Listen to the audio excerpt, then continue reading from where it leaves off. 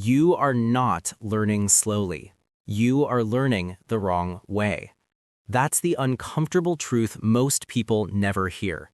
You watch tutorials, you read books, you collect information, yet progress stays painfully slow. Meanwhile, some people seem to master skills unnaturally fast. Not smarter, not more talented, just faster.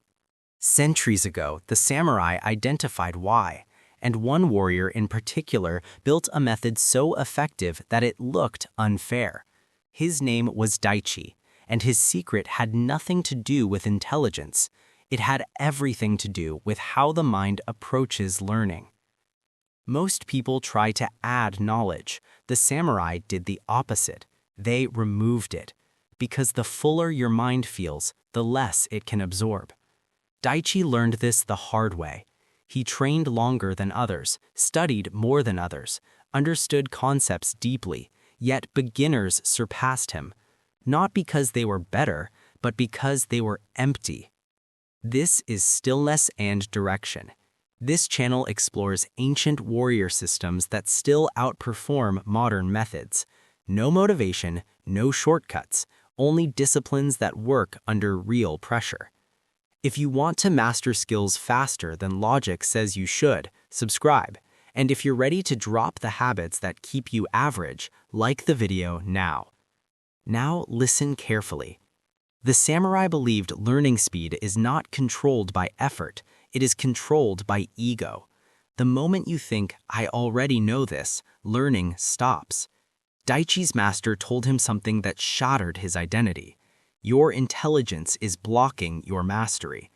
Because knowledge creates assumptions, assumptions create rigidity, and rigidity slows everything. The samurai trained something radical. They trained beginner's mind, even at advanced levels. Not pretending to be ignorant, but refusing to be certain. That is why their learning curve looked unnatural. In the next section, you'll see how Daichi's belief in his own intelligence sabotaged his progress, why smarter students often learn slower, and how emptying the mind became the fastest path to mastery.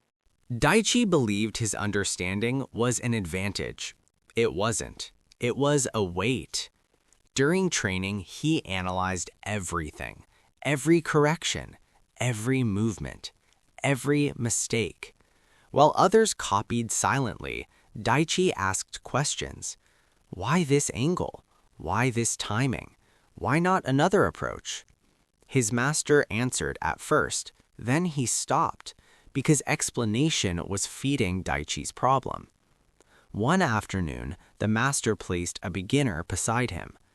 The beginner had no experience, no theory, no opinions, and within days the beginner moved faster, cleaner, with less hesitation. Daichi was furious. How? He demanded. The master pointed to Daichi's head. Too full. This was the core issue. Knowledge creates comparison. Comparison creates delay. Daichi's mind never stayed in the movement. It jumped ahead to evaluation. Correct? Incorrect? Better? Worse? That hesitation killed speed. The samurai knew this well. They believed mastery slows the moment you start judging your performance. So Daichi was given a brutal rule. No analysis during practice, no self-correction, no thinking ahead, only repetition. At first, this felt reckless, even stupid, but something unexpected happened. Without analysis, the body adjusted faster. Errors corrected themselves. Timing improved naturally, because the nervous system learns through feedback, not explanation. Daichi realized the painful truth. His intelligence had been interrupting the learning loop. Thinking felt productive, but it was slowing adaptation. The beginner had no internal commentary, so his body learned faster.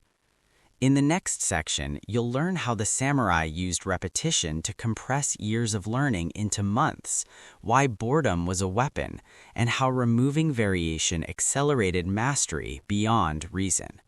The samurai did not fear boredom. They weaponized it. Daichi expected advanced techniques, complex drills, new variations. Instead, he was ordered to repeat the same movement thousands of times. No progression, no reward, no novelty, just repetition. At first, frustration dominated. This is a waste, Daichi thought. I already know this.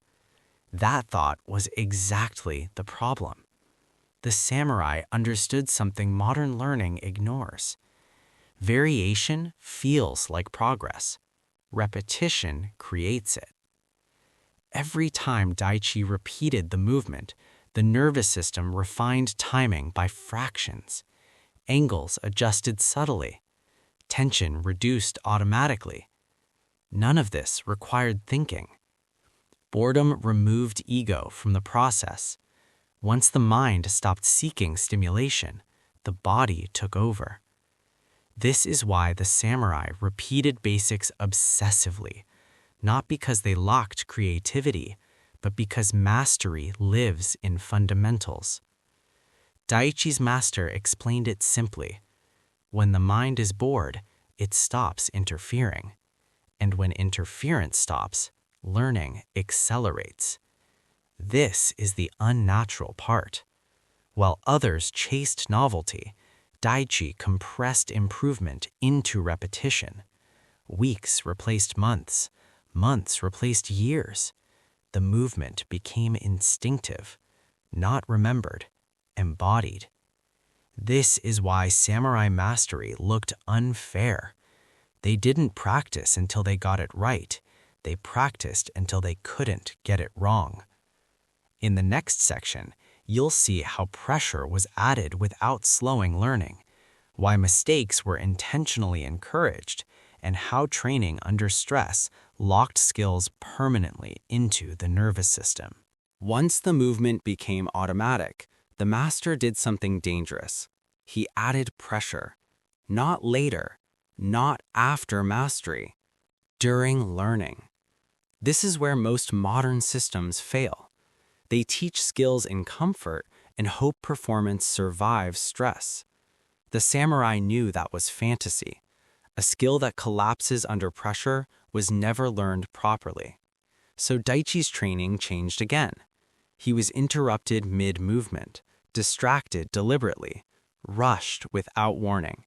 Mistakes were not corrected, they were invited. The master wanted failure, because stress exposes weakness instantly. Under pressure, Daichi's timing slipped, his posture broke, old habits returned. And that was the point. The samurai believed mistakes under stress are more valuable than perfect execution in calm. Why? Because the nervous system remembers what survives threat. Every time Daichi failed and continued, the skill embedded deeper. No reset, no restart. Continue. This locked the movement into reflex. Daichi began to notice something strange. Pressure no longer slowed learning, it accelerated it. Because fear forced attention into the body, there was no space for thought. This is why the samurai trained in harsh conditions. Cold, fatigue, uncertainty. Not to suffer, to remove hesitation.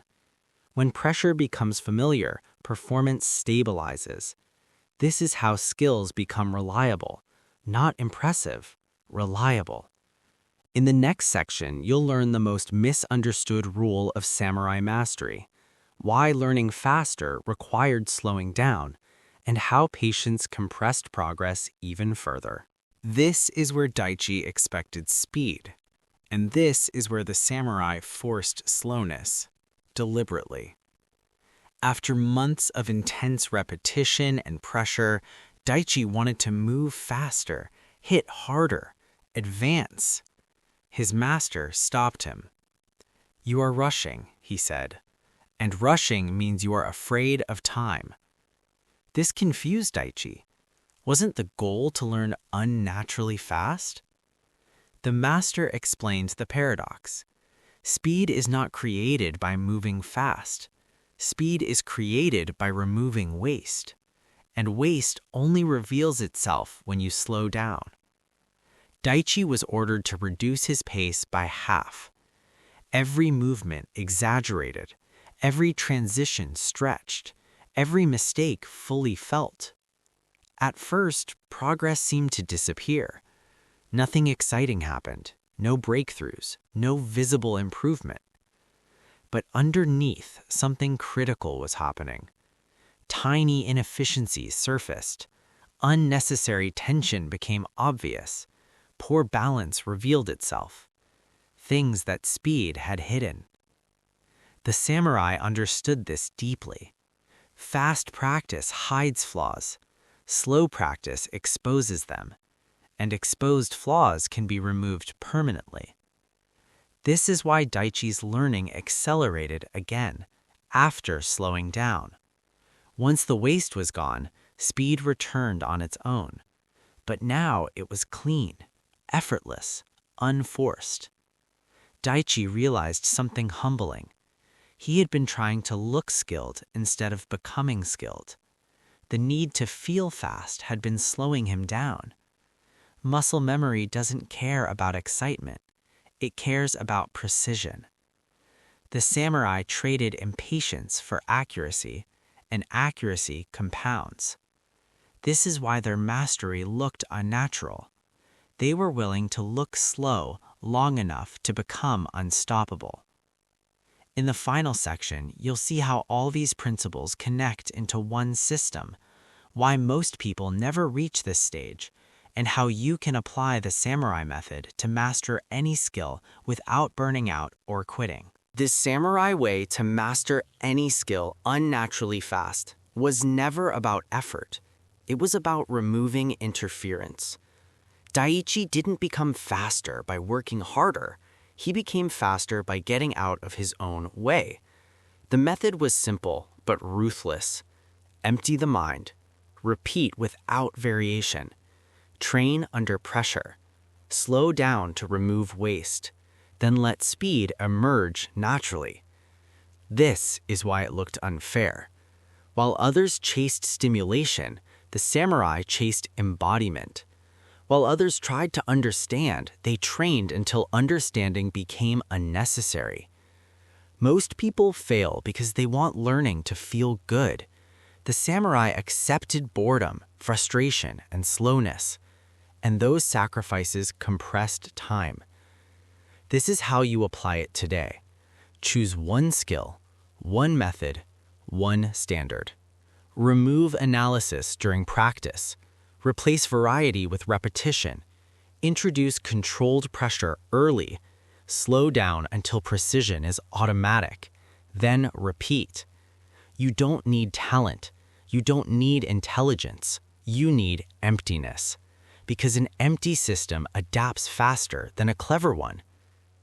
This is the final truth. Unnatural speed is not created by shortcuts. It is created by discipline that refuses distraction. That is what Daichi learned.